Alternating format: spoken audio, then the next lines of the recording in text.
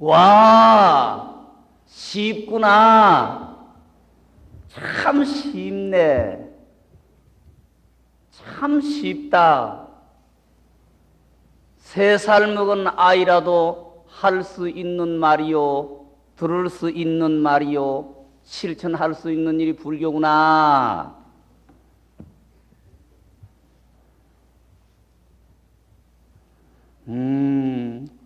어렵네. 참 어렵네. 어려워서 이빨도 들어갈 수 없네. 80 먹은 늙은이도 할 수 없고 들을 수도 없는 말이요, 실천할 수 없는 게 불교구나. 오늘 구룡사에서의 나에게 주어진 책임은 이걸로 마무리를 하겠습니다. 이 이상 더 드릴 이야기도 없고 그렇습니다. 그러나 이왕 자리가 이렇게 마련이 되었으니까 이제 한층 낮추어 가지고 쓸데없는 이야기 조금 주석을 달아보겠습니다. 내가 나이 60이나 되도록 한 40년 이상, 거의 45년을 부처님 밥을 먹으면서 덕록푸슨 스승님 사자자의 오르사 하는 이 자리에서 그런 노래를 들어본 것은 처음입니다. 나는 아직 덕록푸신 스승이 아닙니다. 참으로 덕이 높은 스승이고 사자후를 해주실 수 있는 스승은 모습으로 된 내가 여기에 올라오기 이전 사람의 혓바닥을 움직여서 무슨 소리가 나오기 이전에 이 자리에 계셨던 스승이 가장 덕이 높으신 스승이요, 사자후를 하고 계시는 스승의 모습입니다. 여러분들은 그 스승을 쳐다보고 살아야지 모습이 이렇게 생겨나고 입술을 아래 위 입술을 움직이고 혓바닥을 움직이는 스승을 소리를 들으려고 하면은 벌써 10만 8천리도 어긋난 뒤의 일이라는 걸 생각하고 계셔야 됩니다. 여러분들은 부처님을 어떻게 생각하십니까? 어떤 분을 부처님이라고 규정을 내려야 됩니까? 또 부처님이라는 규정을 내리기 전에 여러분들이 내다 하는데 나를 어떻게 규정을 내려야 됩니까? 여러분들은 뭘 가지고 나라고 합니까? 조계종의 신도님이라고 하면은 금강경이 근본 소이경전이기 때문에 금강경을 늘 읽고 계시는데 금강경 구절 속에 약이 색견아하고 이 음성구아하면은 시인은 행사도다 불른견 열애라 하신 말씀을 여러분이 알 거예요. 물질로 이루어진 모습을 부처님이라고 규정을 내리거나 또는 그분의 말씀이나 행을 가지고 부처님이라고 하면은 이 사람은 잘 못 가고 있다. 그거는 바로 내 말입니다. 몸뚱어리를 가지고 구성된 나를 나라고 하거나 분별심, 감정, 욕망, 분별이 붙은 이 마음을 가지고 움직이는 나를 나라고 하고 내 마음이라고 하면은 이 사람은 나를 못 보고 나를 모르고 있다는 이야기입니다. 여러분들은 이 야기색견화하고 이 음성구하면 시인은 행사도다 불른견열애라는 걸 부처님만 못 쳐다보는 줄로 생각하지만은 내다고 하면서 나를 모르고 있다는 이야기라는 것을 알아야 됩니다. 여러분들은 무엇을 가지고 나라고 합니까? 몸뚱어리가 냅니까? 욕망과 욕심과 감정과 분별심이 붙어있는 내 마음 하는 이 마음, 그 마음이 여러분입니까? 그게 여러분의 냅니까?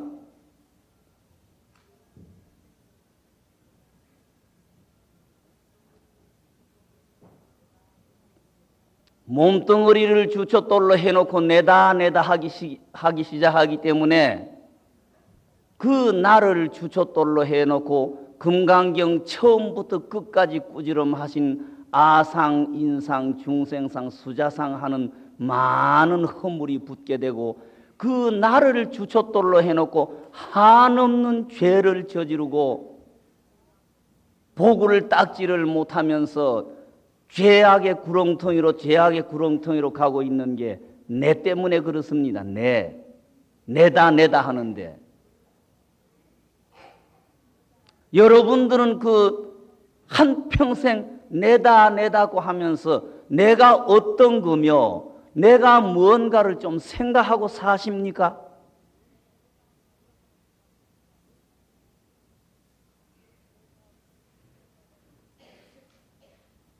내가 근래에 와가지고 가장 심각하게 생각하는 게 냅니다. 내. 여러분들은 얼마나 잘났고 얼마나 거룩합니까? 여러분들이 얼마나 잘났다고 생각합니까? 여러분이 잘났다고 하는 것은 뭘 가지고 잘났다고 합니까? 여러분들의 부모나 형제나 내외분 사이나 모든 사람에게 지기 싫고 어떻든 이겨야 되겠고 그 사람들이 잘 되면은 시기하고 질투나는 거기 여러분들의 거룩한 모습입니까? 그걸 가지고 여러분들은 내다 합니까?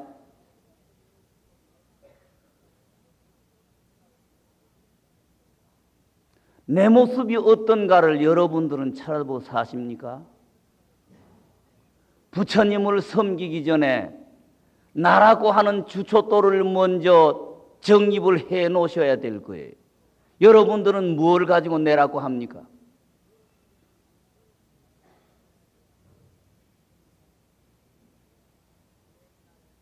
그러기 때문에 옛날에 중국의 동산 수초선사라고 하시는 분이 조실 스님이 어떤 신도에게서 과자가 선물이 들어왔어요.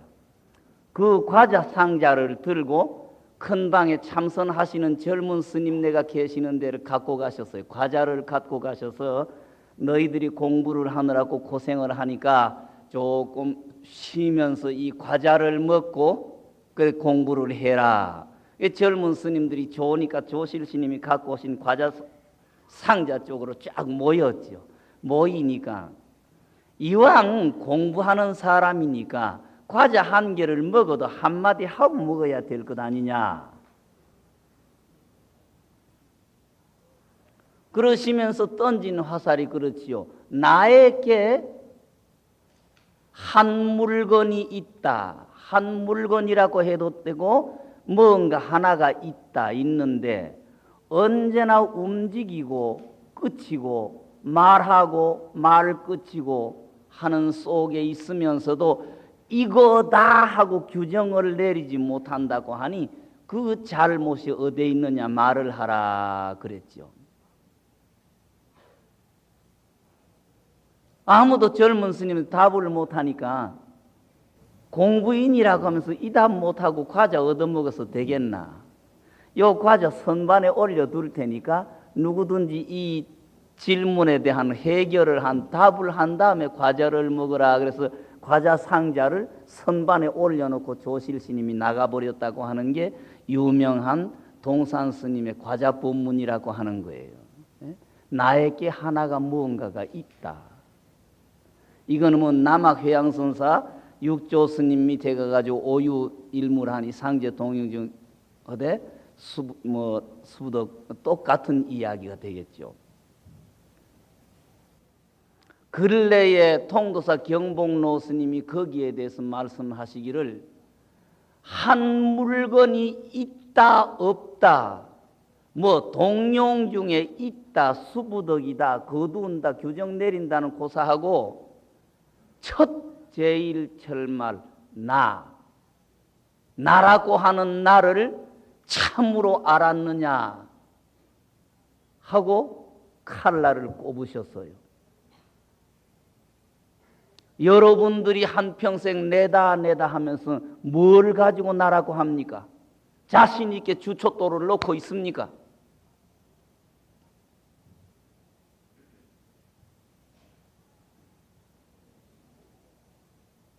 다시 말씀드려서 몸뚱어리를 가지고 나르고 물질로 이루어진 몸뚱어리를 가지고 나라고 하든지 분별심이 붙어 있고 욕망과 욕심과 감정이 붙어 있는 이 마음 하는 이걸 가지고 나라고 착각을 하면은 이 사람은 나를 모르고 있는 사람이다 하신 그 말씀이 여러분은 어떻게 해결을 하고 있습니까?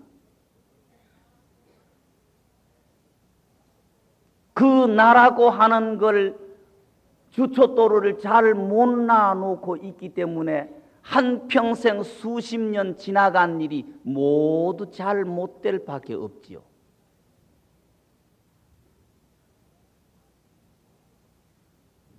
지금 돈 아니면 벼슬, 그저 이름, 이게 여러분의 행복과 영광인 줄을 착각을 하고 살죠.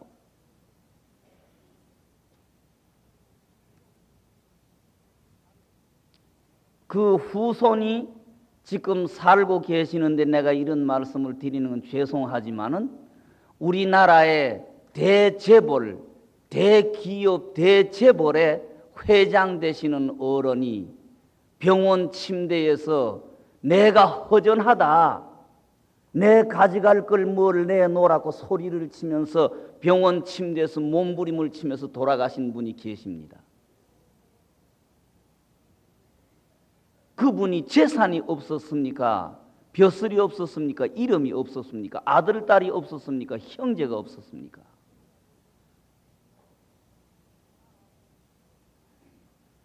한평생 쌓아 올린 이름과 명예와 덕망과 재산과 모든 부와 귀의 꼭지에 계시던 분이 병원 침대에서 내가 허전하다, 내 가져갈 걸 좀 내놓으라고 소리를 치는데 부인이 곁에 있었고 아들, 딸이 곁에 있었고 동생들이 있었고 그분 밑에 수천 명이라는 회사 사장님, 회장님 내가 줄줄이 계시면서 아무도 그분이 허전하니까 뭘 내놓으라고 할 때 드린 분이 아무도 없었어요.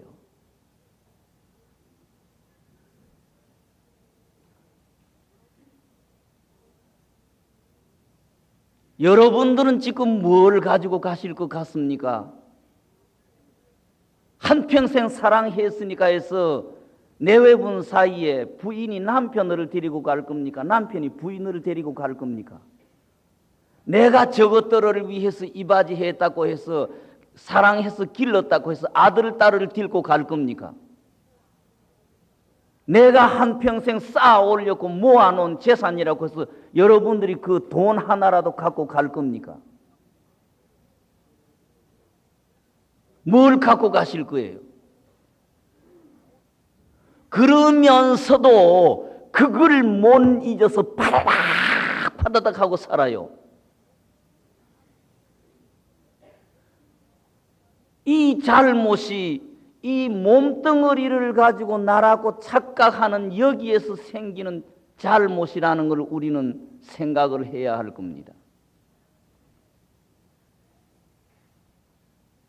여러분들이 얼마나 잘났습니까? 여러분의 모습이 참 거룩하지요. 예? 곳곳에 가서 괴상한 이야기를 많이 하고 있습니다. 예? 여러분들이 옛날 역사는 내버려 두더라도 숙종 임금님 때에 희빈 장씨가 중전이라는 자리가 탐이 나서 민씨의 초상화를 그려놓고 100일 동안 저주하면서 화살을 쏘았다 그러죠. 여러분은 장씨하고 다른 게 뭡니까? 남편 저주하고 부모 저주하고 미워하고 심지어 가장 사랑해야 될 아들, 딸도 미워하고 형제도 미워하고, 여러분이 바로 희빈 장씨 민씨 초상화 그려놓고 화살을 쏘고 있는 모습이 바로 여러분의 모습이지 않습니까? 거기 장씨의 모습입니까? 바로 여러분의 모습이지 않습니까? 거기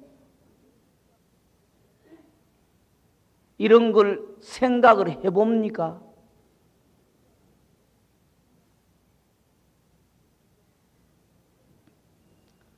부처님의 규정을 어떻게 내려야 됩니까? 여러분들, 나라고 하는 규정도 부처님이라는 규정을 어떻게 내려야 됩니까? 법계의 온 누리가 그대로 부처님이라는 생각을 하고 계셔야 될 거고, 이 법계의 모든 일들이 대우주 전체가 부처님의 모습이고, 대우주 안에 큰 일, 적은 일이 모두 다 부처님의 일이요, 거기를 향해서 실천하고 있는 나의 모든 실천이 이바지하고 있는 공양이라는 걸 생각하고 사십니까?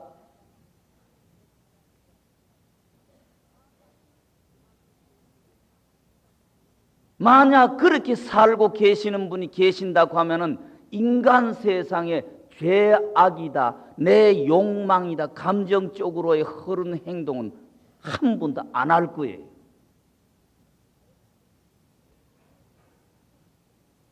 대우주 전체를 부처님이라고 쳐다보지를 못하고, 이 대우주 공간의 모든 일들이 부처님의 일이요 부처님의 법이라고 하는 걸 생각을 못하고 있고, 내가 하나하나 하는 일이 모두 부처님에게 이바지하는 일이요 공양이라는 생각을 못하기 때문에 인간의 눈망울 못 쳐다보면은 아무도 모른다 하고 보는 사람이 없다 그러지요. 예? 그래서 약간 옆으로 그저 거짓말도 하고 남도 속이기도 하고, 남이 아무도 아는 사람이 없는데 하고 해서는 안 될 잘못을 저지르고 사는 게 우리 모습이지 않습니까?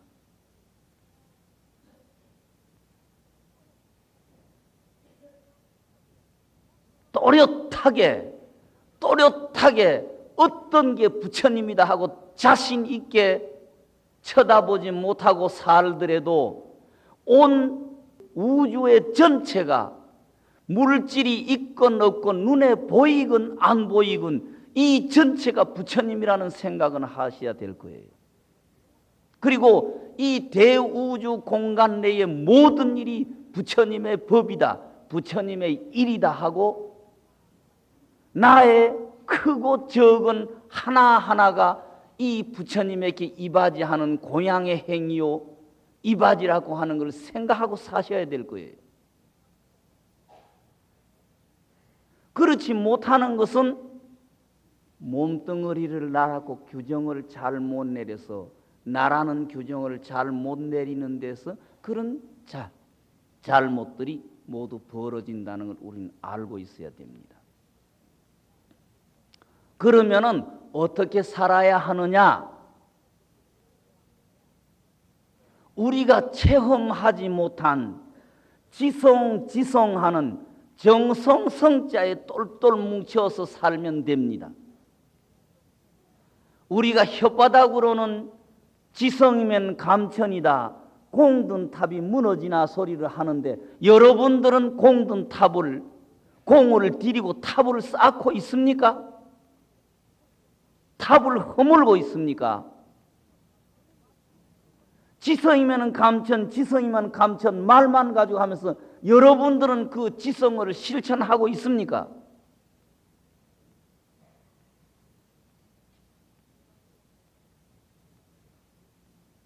금강경에 이 경을 믿고 받들어 가지면은 공덕이 한량이 없고 의심하거나 비방하면은 과보가 한량이 없다는 말씀을 여러분들은 어떻게 풀이를 하고 있습니까?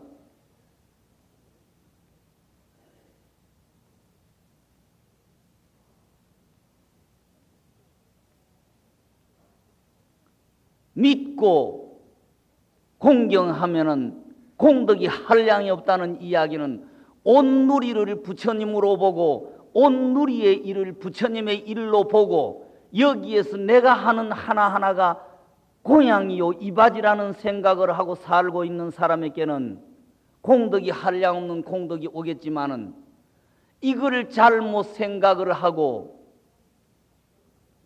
부처님의 모습을 그렇게 보지 못하고 부처님의 일을 그렇게 보지 않고 내 몸뚱어리에 일어나는 욕망, 욕심, 감정 때문에 일을 그르칠 때 과보가 한량이 없다는 말씀으로 받아들여야 될 거예요. 부처님의 경의 말씀을 멀리 갖고 가지 마십시오. 바로 내 일이 부처님의 일입니다. 내가 하나하나 하는 행위 부처님에게 대한 이바지인지 고향인지 부처님을 헐뜯는 일인지 비방하는 일인지를 깊이 반성하고 사셔야 됩니다. 내가 복을 닦고 있는가 죄를 짓고 있는가. 세세생생 업의 끈앞풀에 얽혀가지고 내려온 우리가 복 닦는다는 것은 가망이 없습니다. 여러분들은 뭘 가지고 복 닦는다고 생각을 하시고 뭘 가지고 복 닦는다 그럽니까? 여러분들의 일상생활이 복을 닦고 있다고 생각하십니까? 내 24시간이 언제나 복을 깎아내고 살고 있지는 않는지 반성하고 사십니까?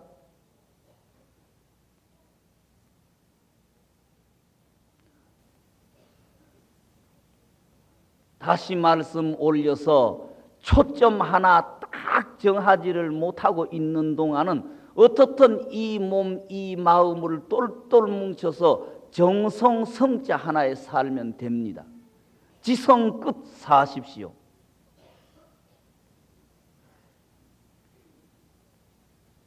옛날에 중국의 역사를 쳐다보면은 당나라 때에 칙천무후라고 하는 여자 임금님이 계셨습니다. 칙천무후라는 여자 임금님이 계셨는데 그 임금 때의 일입니다. 중국을 보면은 동정호라고 해서 커다란 호수가 있고 뭐 그 호수 주위의 경치가 아름다운데 가장 중국에서도 유명하고 아름다운 형주라고 하는 고을에 성은 장씨고 이름을 감이라고 장감이라고 하시는 지방 공무원, 오늘날 같으면은 자그마한 군의 군수쯤 되는 지방 공무원 노릇을 한 장감이라고 하는 분이 살고 계셨어요. 이 장감이라고 하는 그분의 밑에는 아들이 없었고 정녀라고 하는 딸 하나가 살았습니다. 무남동녀다 그러죠. 딸 하나가 살았는데 인물은 뭐 어땠는지 기록에는 보면 예쁘다고만 나왔습니다. 예쁘고 잘났었다고 나왔어요. 이 무남동녀 딸을 키우고 있는데 자기 집안에 성이 왕가고 이름이 주라고 하는 먼 친척벌 되는 그 장감 노인에게는 그 조카뻘이 되고 정녀하고는 형제뻘이 되는 먼 친척의 외로운 고아가 하나 있었어요. 부모 친척도 없고 아이는 그래도 영리하니까 장감이라고 하는 그 노인이 그 외로운 먼 친척도 우리나라 촌수로 사돈의 8촌보다도 더 먼 그런 촌수의 그 조카뻘 되는 아이를 들이다 놓고 집안의 일을 모두 맡기놓고 사는데 청년이 참 영리하고 똑똑하고 진실했다는 이야기. 진실하다. 어려서부터 이 남매간이죠. 그러니까 정려하고 그 왕주라는 사람은 촌수는 뭐 너무 멀긴 하지만 어떻든 남매간 촌수니까 남매처럼 형제처럼 다정하게 어려서부터 한 집에 기르면서 그 장감이라고 하는 노인이 그 청년에게 글도 가리키고 공부도 시키고 이렇게 같이 딜고 사는 거예요.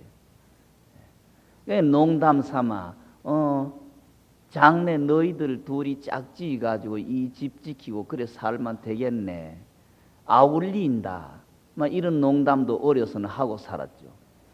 어떻든 한 집에서 그 살면서 우리나라나 중국이나 남자분이 거처하는 자리, 여자분이 거처하는 자리가 따로 있고 그 넓은 저택이지만은 어떻든 그 속에서 이렇게 오랜 시간을 같이 상종하다가 보니까 두 사람의 가슴에 서로 이렇게 상대를 생각하는 그런 정도 있었고 정녀라는 아가씨는 어떻든 아버지가 이야기를 해줘서 약속을 해줬으니까 앞으로는 저 오빠하고 내외간이 돼서 살 거다 하는 기대를 했겠죠. 그러다가 이 장감이라고 하는 그 노인 노련에 자기 밑에 집사, 자기 밑에 이 집안의 일이나 모든 일을 대신할 만한 서기가 한 사람 들어왔어요.